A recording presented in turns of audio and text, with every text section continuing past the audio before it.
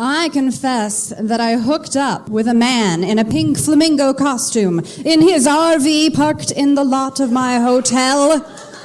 He even had a pet alligator.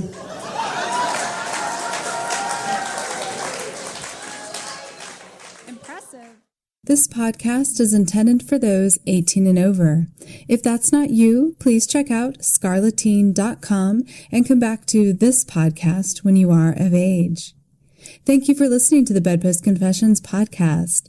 BedPost Confessions is an Austin, Texas-based monthly reading and performance series about sex, sensuality, and the steamy side of life.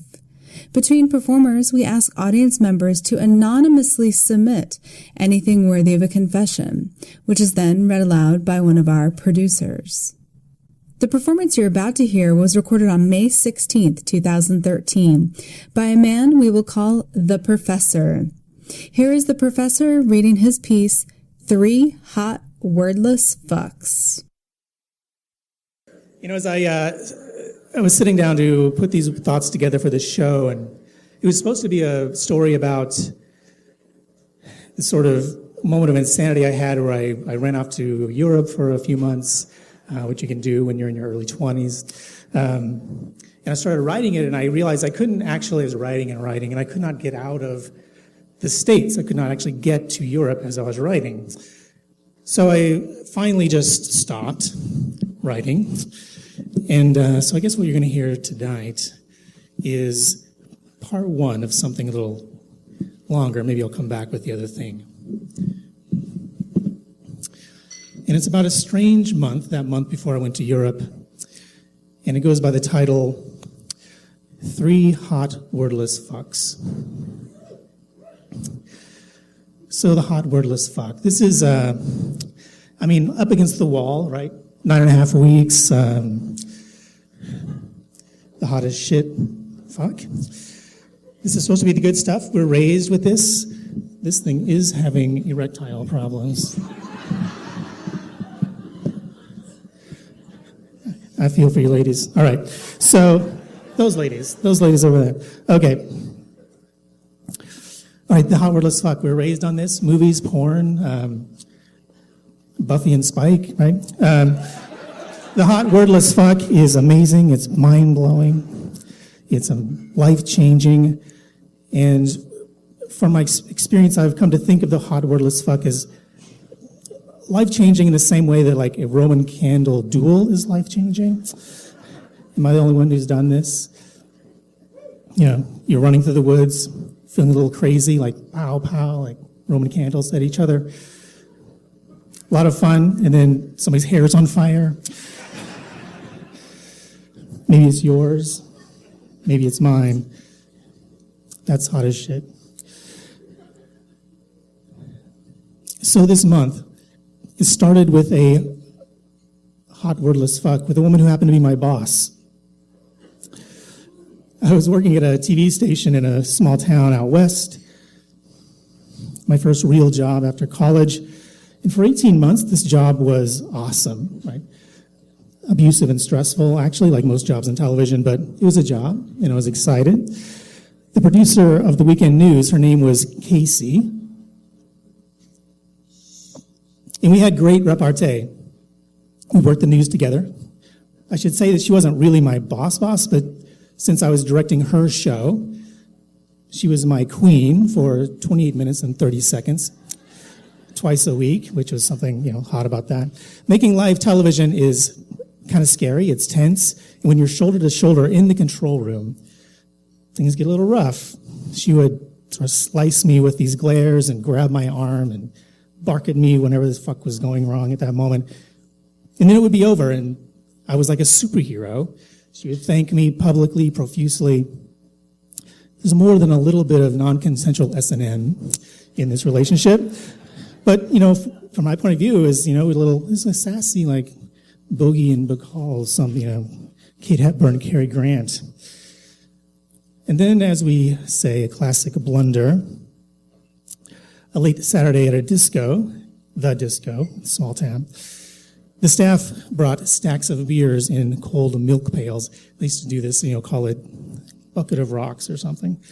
that was new back then. It seemed clever. TV people drink a lot. I drove Casey back to the station to where our cars were, and I said, I think we should go inside for a cup of coffee. Our heads are full of rocks.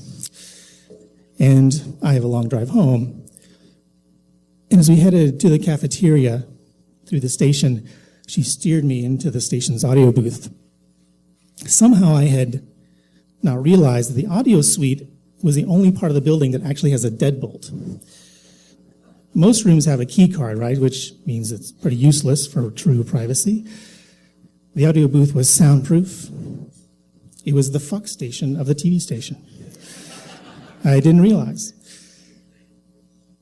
Casey turned the deadbolt and we fell upon each other without a word right there on this thick carpet floor, just the comforting sounds of the network news. The overnight feed comes down the whole night, right, from the whole world, spilling onto us from satellites in 15, 30, 90-second sounds of bursts of light and sound on, off. I'm 23 years old. This struck me as completely fucking nuts and really awesome in the best possible way. We got dressed silently, and she kissed me hard at the door and disappeared. And she really disappeared. Our rapport disappeared. We went from Bogey and Bacall to like Archie Bunker and Meathead, from the daggers and the thank yous to just cold and fidgety and let's not be in the same room together.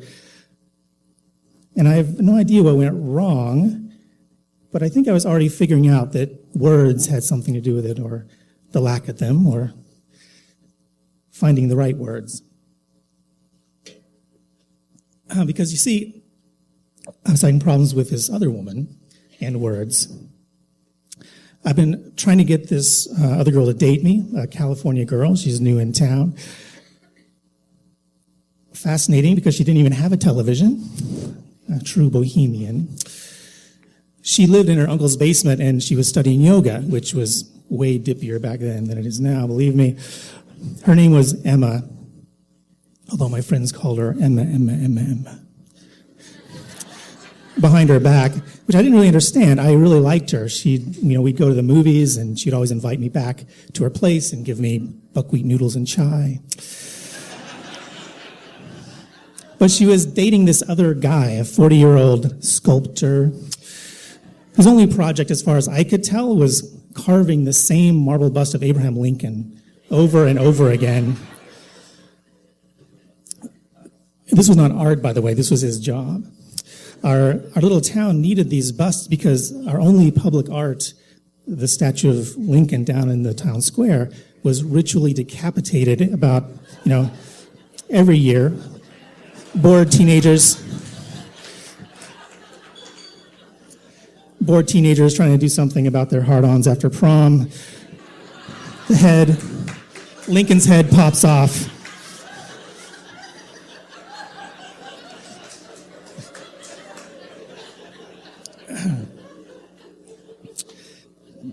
That sounds more blasphemous than it did on the page here, but Lincoln's head pops off. Emma's boyfriend goes to work.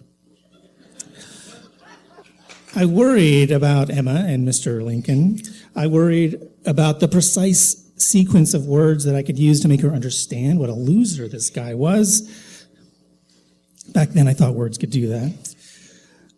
My first serious girlfriend in high school, she'd been magically tuned by some words. Anything seemed possible with her if I could just get the words Duran Duran into the conversation. Words like Duran Duran do things. Some other words do things too. But I could not find that charm for Emma. Finally, one day when the chai had gone cold again, and Emma was complaining again about her boyfriend and the sorry lack of public art in town, I sat next to her and held out my hand, and she took it. I said, a couple weeks ago, I fucked Casey on the floor of the audio booth.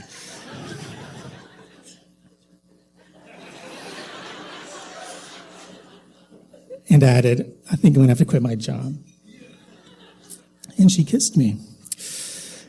Not just kissed me, she pushed me down, hands rushing outside and inside, making a mess of our clothes and the buckwheat noodles.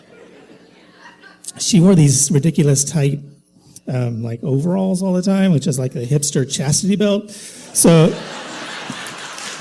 it was like,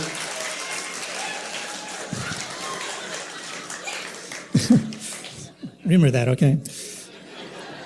So this was sex with our clothes on, but it seemed like an awesome promise of things to come. Or maybe she just had a thing for guys with no job security. But I don't know, because she never returned my calls after that afternoon. Oh, thanks, guys. I did not take this rejection well. When she dropped me, I felt like a hook had been pulled from my body. And it was then that I realized, Emma. My friends knew that she was like this siren call, like some kind of hypnotoad, something blinding here, only I was seeing this need to convince her, right, to solve her like a puzzle, trying stupidly to win her. But she was just a young person far from home, living for free rent, with no television and a bunch of designer yoga mats, trying to find a world she wanted to live in. And I had the overpowering desire to get out of that small town. So I took the savings I had and I bought a plane ticket to Europe with no return date. I drove up to the city and lingered for a week, saying goodbye to my friends. I had a dinner date with Anya, who was a woman I dated for several years, on and off in college. We hadn't spoken since graduation, but a few postcards had gone back and forth, 20, 30 words at a time. I thought hints, regrets tucked in between these lines. I sent a lot of postcards that year, actually, to the women and some men that I pined over. A woman who had dated my roommate before they broke up, a friend studying in Paris, living, in my imagination anyway, like a left bank philosopher, but, wearing like an Afghan Wigs t-shirt. And of course, Anya. Maybe because of those postcards, I thought it was weird when Anya showed up to this dinner with her employer, yet another middle-aged dude. Those assholes. This one had a small Microsoft fortune in his pocket, though, and he had an idea, a film about the rich history of the Russian Jewish people on the West Coast. Awesome stuff. Anya's people, the Russian Jews. She thought I could help give this concept some flesh, her words. Now, what I knew about Russian Jews was truly next to nothing. Mostly, I just knew the secret places to have sex with Anya at her parents' house, because they thought she was a virgin, and I was not allowed in her room. That's basically what I knew about Russian Jews on the West Coast. And I wondered about him and her, right? I never know how to read these things. Is he touching her arm significantly? Was that a knowing laugh between them? Was he, mentally undressing her, right, with his mustache? This interminable, awkward dinner finally ended. In my mind, I'm practically in the French Foreign Legion at this point. I'm leaving in the morning, no intention of coming back. I am fed up. I did, though, ask Anya if she wanted to have a drink at my hotel. There were those postcards and those lines with promises tucked between them. I once read this collection of writings by an Indian mystic, a guru, if you will, who said, when you have sex with someone, your karma becomes so entangled with them that your soul is bound to them for 7 more lifetimes. 7.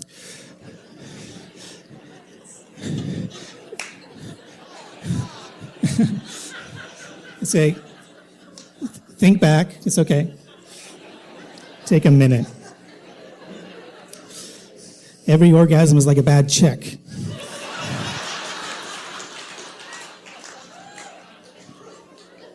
So, choose wisely.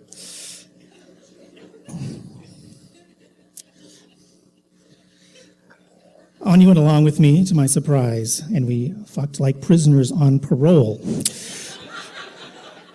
urgent and careless by the light of a hotel television, this time passionate but silent. We'd been separated for 2 years, but somehow her twists and turns, the meaning of a sigh or the catch of her breath, still remembered by my hands and my mouth. It was a language, you see, between us that we had forgotten, that we knew that dialect. And it came back. But some part of our brain or our soul would always know that. I thought maybe that guru was onto something. And still we did not speak. It was like having sex with a silent movie. I mean, it's kind of fun, but everybody's moving a little too fast and trying too hard.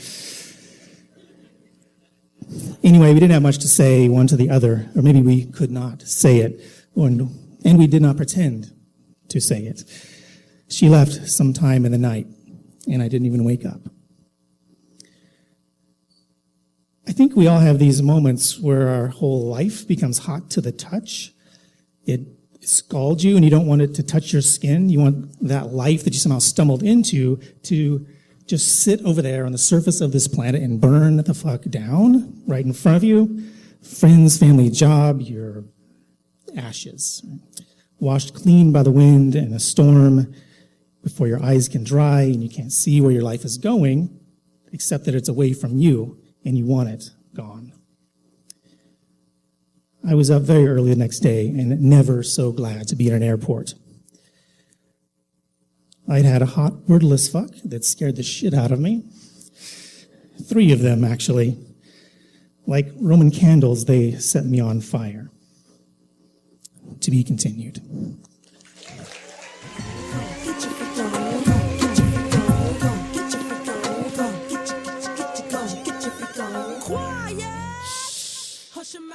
The professor is a loved performer on the BedPost stage. He teaches classes on film and television to your children at a well-regarded liberal arts institution not far from Austin.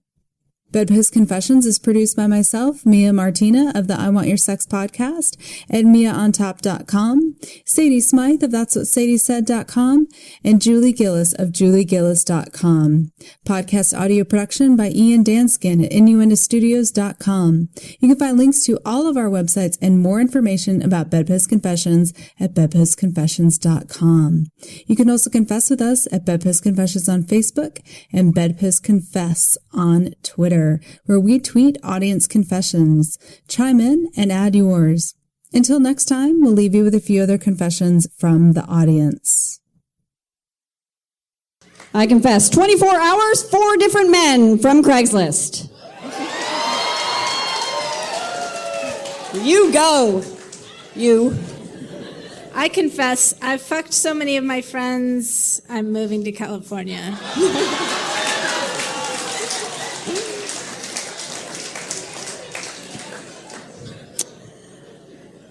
I confess, I have surreptitiously masturbated and come at my work desk, an airplane seat, and spread eagle on an examination table when the doctor kept me waiting too long.